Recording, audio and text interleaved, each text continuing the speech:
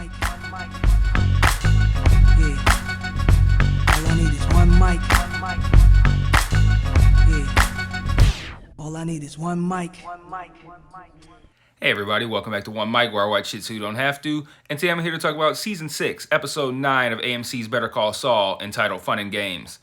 I think this episode was named Fun and Games because, I think with Kim saying that she didn't tell Jimmy about Lalo because she was having too much fun, I think the theme of this episode and that title, the reason for it is that essentially to say that the time for fun and games is over. But I kind of look at this episode to be more about peace and characters' attempts to find peace in the aftermath of everything that's happened. Not just everything that's happened with Howard, but everything that's happened throughout the course of this series. Trying to find that peace, feeling like everything is over, and then realizing that even if everything is over, that there will be no peace.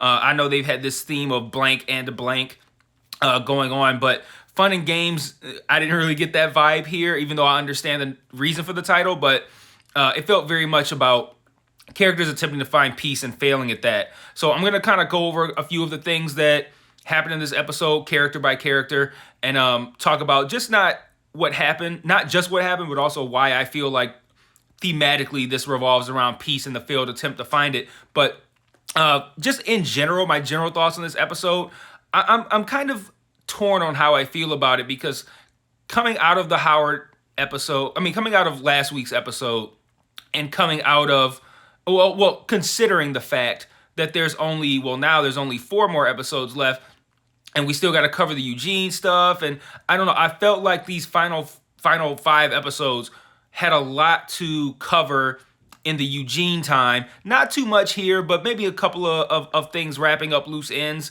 But I felt like these final 5 were going to be pretty, I don't want to say action-packed, because it's not that kind of show, but very eventful. Whereas this episode felt like very much a come down off of the high of the last couple episodes.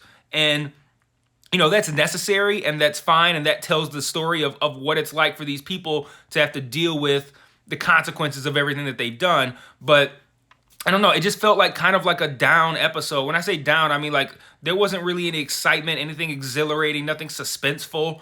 I'm expecting a lot of that going forward. There wasn't too much of that here, and it kind of felt like, man, this was a very, very level episode, like a very even keel kind of episode with only 4 episodes afterward in the remainder of the entire series. So like for that reason, I came out of this episode like, well, that was very uneventful. And in actuality, not a lot happened here. Obviously, we end with some very impactful events, but for the most part, for the entirety of this runtime, not too much happened in the sense of things that are going to get you exhilarated or pumped up and like, oh, I'm loving this episode. It was just kind of like, these lower level character moments that have their impact and that need to exist, and it is what it is. But again, this wasn't an episode where I'm just like, holy shit, that episode knocked my socks off. But it did what was necessary, and it did it well. Let's see, where do I want to begin here? So the opening scene, we see this montage of the next day. We see Jimmy going through his day. We see Kim going through her day. We see Mike cleaning up their house, doing all of his fixer stuff, getting rid of all the blood, finding the bullet, all that good stuff. And Jimmy says that a day's gonna come. This is after they come home that day. Jimmy says that a day's gonna come when they wake up and they go through their day and realize they haven't thought about it.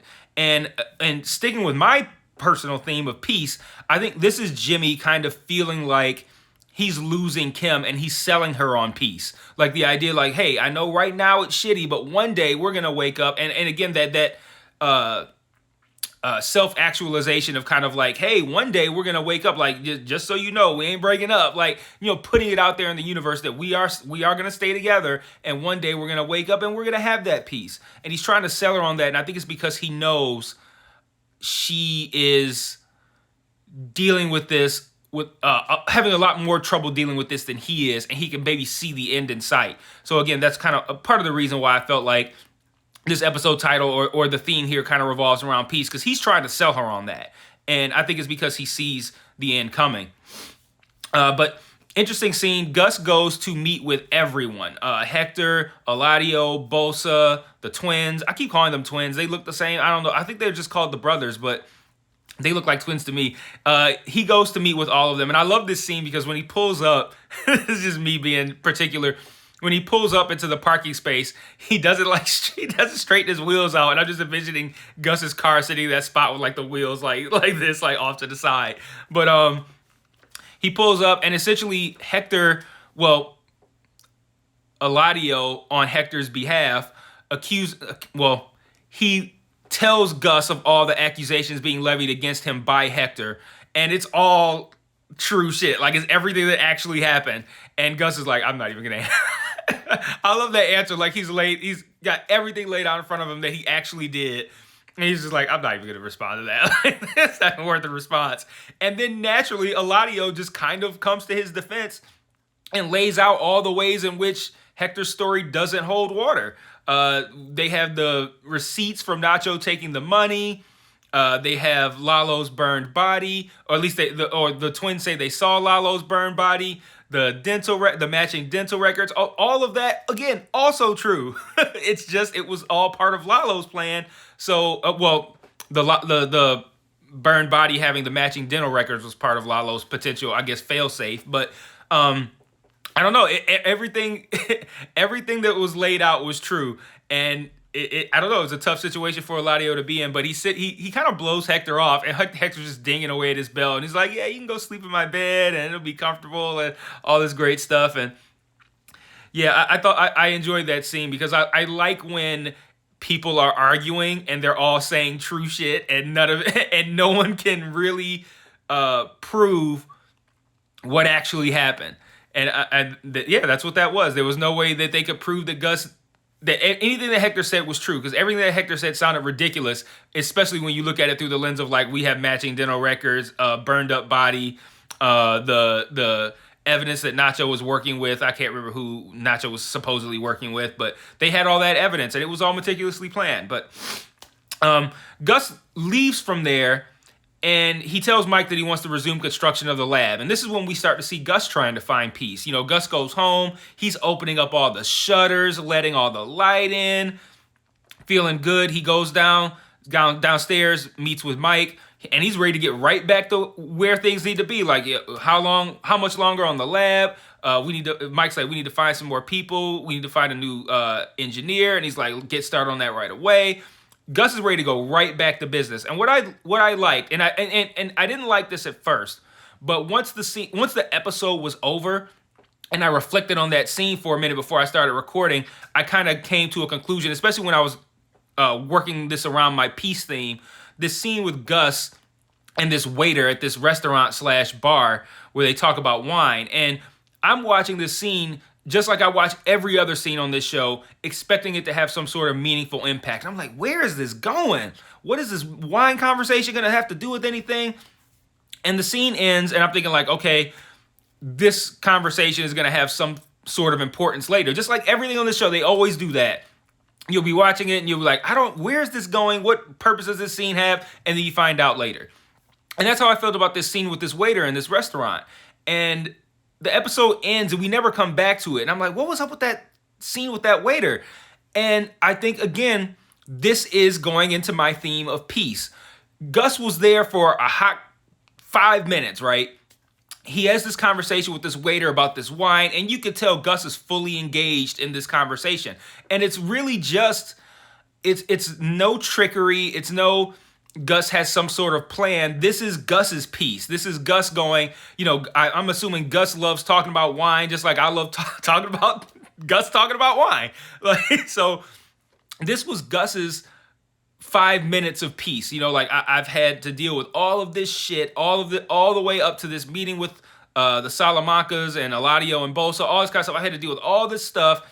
Now it's all over. I'm going to take this 5 to 10 minutes to talk about wine, my passion, with the only person, I'm assuming this is like the only guy who knows wine like Gus knows wine and appreciates and is passionate about wine like Gus is. I'm going to take 5 to 10 minutes just to shoot the shit about wine with this guy who I know loves it, and then it's right back to work. It's right back to business. Like, this was this was Gus's 5 minutes of peace that Gus gets. After everything that happened, and before everything is going to go down, which we know is not in Gus's mind. It's like, all right, let me finish this lab. I got to get back to work to finish this lab. But we know what Gus's future is like from that point on. So I think really all that was about was just Gus kind of like taking his moment to reconcile with everything that happened and just take some time to enjoy the things that he's passionate about, because he doesn't get that time because he's Gus. It's always Gus shit, whether it's the chicken place, whether it's cartel shit, whether it's drug making, whatever, killing people, burying bodies, whatever the case may be. He doesn't get this time. And this was his time to just kind of like unwind and try to find his peace after everything that took place. So I look at that scene a little bit differently now that the episode is over. But again, this still kind of plays into my thought of like not a lot happened here. You know, we come out of this episode, or we come out of this season, or we come out of this show, no one's going to look at like, hey, you remember episode 9 of the final season where everyone struggled to find peace? What a great episode. How eventful. And it not a lot happened here, but again, it's kind of a necessary piece of the puzzle. So Mike tries to find peace as well. You know, he comes home. He puts away his gun. He puts away Nacho's father's ID. He tries to watch baseball. He's drinking a PBR. Like, come on, Mike, you got way too much money to be drinking PBR. And he's sitting there. He's watching his baseball game, and you could tell he's not able to find his peace until he goes to try to reconcile with. I can't say reconcile because they didn't have beef, but he tries to go, I guess, provide some sort of peace to Nacho's father, which at the end of the day is really selfish on Mike's part, because that's more so for him than it is for Nacho's father. But Nacho's father could take something of it. But he goes to try to find that peace by providing some sort of peace to Nacho's father, and Nacho's father is not buying it. You know, he's like, oh, it went, you know, it was fast, it was painless. Nacho's a good guy. Justice is gonna come to the Salamancas, and Nacho's father is like, Nacho's father is essentially like, I refuse to give you this peace because you gangsters don't, you know, you guys think differently. Like, he's talking about this is justice. This is really just revenge. Like these are all things that people like Mike twist around in their heads to justify their shitty actions. And Nacho's dad was not having that. He's like, he didn't say this, but my takeaway from that conversation was essentially like, you've come here to make peace, and for you, that making a peace is hoping that you're going to provide me with this information. It's going to provide me with some sort of solace. I'm not going to give you that opportunity to walk away feeling like you did the right thing. You got to live with this. Justice isn't what you're talking about. You're talking about revenge. He's like, you and your fucking gangster friends, fuck out of here. And Mike's not going to get that peace either. And just like Gus isn't going to get it, Kim's not going to get it, Saul's not going to get it, Mike's not going to get it. So, no peace for him either. We also see Jimmy and Kim at Howard's memorial. And again, my peace theme continues to prevail. I'm killing it with this peace theme. You guys have no idea. They find out that HHM is downsizing, which I thought was interesting. They said that they're taking up half a floor downtown. Downsizing is an understatement if you're going from that building to half a floor downtown. But they see Howard's wife and they try to console her. And again, trying to, in this case, I think this wasn't for Jimmy and Kim. This was something like, okay, we're doing this out of obligation. He even says when they get there, like 20 minutes, we're out of here. Let's just make our appearances. We don't have to deal with this for too long.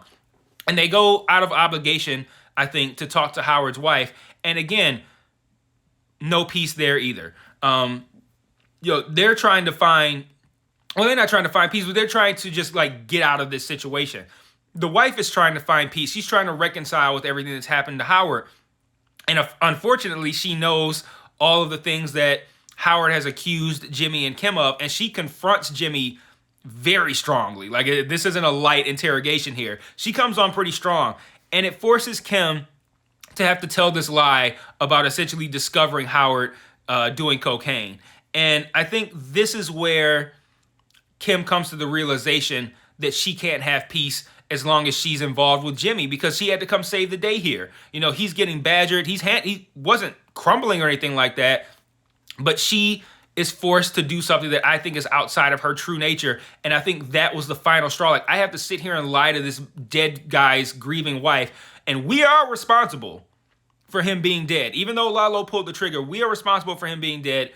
And I have to sit here and lie to his wife and drag his name through the mud just to save Jimmy. Like, yeah, like this guy's dead, and I still have to come here and shit on him to his grieving wife, who his wife we saw treating him like shit anyway. But I have to sit here and lie to his wife and throw mud on his name to save Jimmy, and to save face with Jimmy in front of her.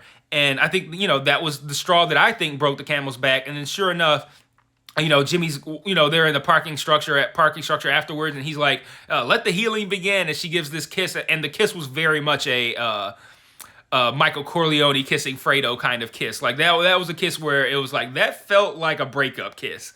And sure enough, then the next scene, we see Kim quits being an attorney. Jimmy speeds into the parking lot and runs inside after he found out. And essentially, this is the point at which Kim breaks up with Jimmy, saying that she was having too much fun, and that's why she allowed all this stuff to continue. They're not good for one another. They're good individually, but they're not good together. And he goes in, he sees that she's already packed. She's packing stuff up. And the end seems inevitable. I thought this was going to be a little bit more drawn out, but then we time jump to full-on Saul. He's kicking a chick out the house, giving her fucking Nutri-Grain breakfast bars. Like, you got all this money, this lavish-ass house, and the most you're going to give her is this fucking Nutri-Grain bar. But he kicks her out. He's doing all his Saul shit, runs up to his spot, parks in a handicap spot, puts a fake handicap thing up. So just in case you were wondering if he was full Saul or not, nope, he's full Saul, right down to pretending that he's handicapped, so he could park right in front of his office, as if his office is like in the middle of like Cedar Point's parking lot or some shit, and he needs a close spot. Like, he could have parked, all the spots were empty. He could have parked in the one right next to the handicap spot and just walked in. But again, this is now full Saul. And full Saul, why would he do that when he could park in the handicap spot and put up a fake handicap tag? So, yeah, Saul is Saul now. It looks like, we see like a quick credit, like one name. It says in memory of someone. And then we see the mall that Eugene works at in black and white, and a thing that says the final episode. So it looks like these final 4 episodes are going to be Eugene episodes. It looks like the Saul stuff is wrapped up, which this is now interesting because this means that we know that Howard. We know that Walt and Jesse are supposed to appear in this final season. I don't know how that happens for Walt in these final 4 episodes, if these final 4 episodes are Eugene episodes, but it could still be a flashback or something like that. But it looks like these final 4 are going to be Eugene episodes. I don't know what 4 episodes of content they're going to have here, but I think we're going to be pleasantly surprised. So, that's all I got for this episode. Let me know what you thought in the comments, and I'll see you guys next week for episode 10. Peace.